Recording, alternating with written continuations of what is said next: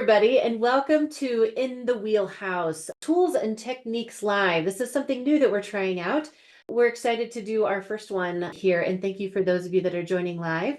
And then also thanks for those that are watching this recording later as well. So I'm Michelle Cummings. I'm the big wheel and the CEO at Turning Wheels, and this is Chris Cavert. Chris, go ahead and do a quick introduction of yourself as well. Hi, everyone. I am one of the Training Wheels master trainers and facilitators. So I get to work with Michelle and Paul quite a bit, and it's just absolutely amazing. I'm surrounded by toys all the time. So a lot of fun. I'm excited to be doing this with Michelle. All right, so one of our first tools that we want to talk about is a newer tool that just came out in this last year called Breakthrough Bricks. Now, Breakthrough Bricks were inspired by a dear friend, Oscar Valencia, who unfortunately passed away a few years ago. And this was actually his brainchild, and we're excited to kind of continue his legacy with this product. And so Breakthrough Bricks is literally a pile of bricks, if you will. They come in a package, looks like an actual brick itself. And then on the inside are a lot of cards that have different words and definitions on them. So the original way that Oscar kind of talked about it, or how it came to him in a dream, actually, was that he had this brick wall kind of coming towards him in his dream. And as it was kind of coming towards him, the bricks kind of kept turning over and different words appeared to him, and it was a metaphor for him of what are some things that are preventing me from breaking through. His original design of them was to kind of put all those bricks up on a wall and then turn over 3 cards and just share with them, reflect on those words and kind of think about how they might be showing up for you in your life. And then if comfortable, then you share them with the group. So Oscar did a lot of personal coaching as well. So this was something he could do even teleconferencing, if you will. So he would have his big brick board and he could turn over, it would have people point and share where they wanted him to turn over the bricks, and then the words would populate, and then they would kind of give him an opportunity to kind of share how those 3 words might be showing up for them at that particular time. So that was kind of the original inspiration for it. So when Oscar and I kind of started collaborating on this, we found a lot of other ways that you could use the brick cards. So what we're going to do is we're going to go through several different variations, and Chris has got a set up right behind him that we're going to actually do a live demonstration of it as well. Our first activity that you could do with these is kind of a brick reflection journal. It could be a great tool for just personal discovery as well. There's one of the words there, momentum. That's my card that I have right here as well.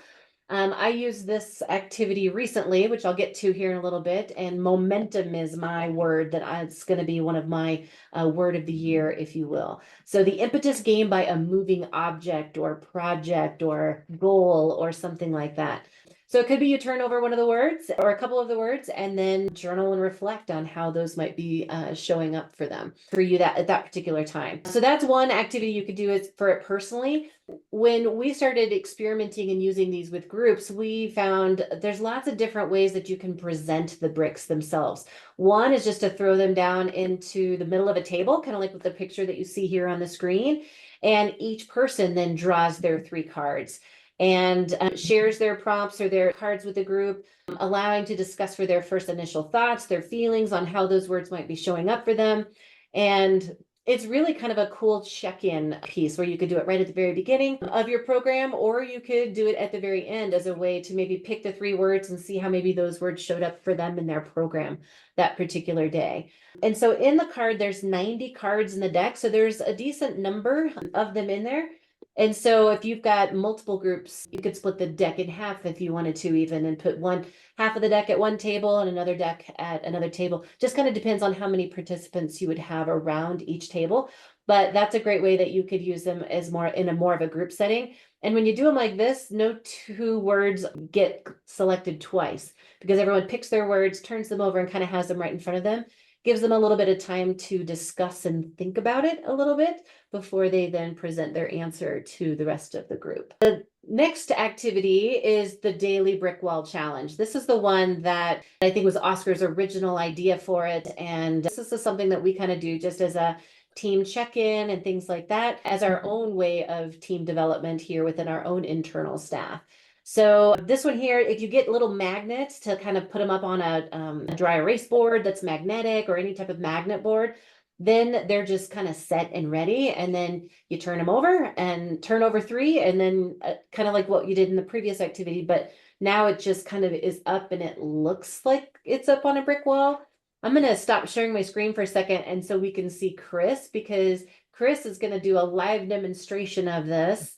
And as I've asked him to maybe turn over two bricks and just share with them. He doesn't know, he didn't pre-plan which two words he's going to turn over. So this will be the universe delivering a couple words to Chris, and then we'll see how they might be showing up for him. All right, Chris. Well, hi everyone. Behind me, if you notice the previous picture, the bricks were in rows and columns. That's one way to put them up. And this is more of a traditional setting where they're offset a little bit, so it looks more like the wall of a building. And this board it's a magnetic whiteboard. If you're interested in this kind of a thing, make sure you get a magnetic whiteboard. Not every whiteboard is magnetic, so you would want to find out and be sure it's magnetic. Let's give it a little try. So I'm going to come and I didn't preset. So let's see what happens. We're going to pick two. So you have these magnets. They're a little kind of mighty strong magnets. So they're kind of tricky to get off at times, but here's one. And I've got decide. And let's do another one.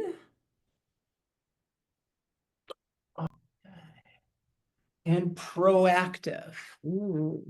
All right, so these two go together. The magnets are a little tricky. I'd like to get this one back on. And go on decide.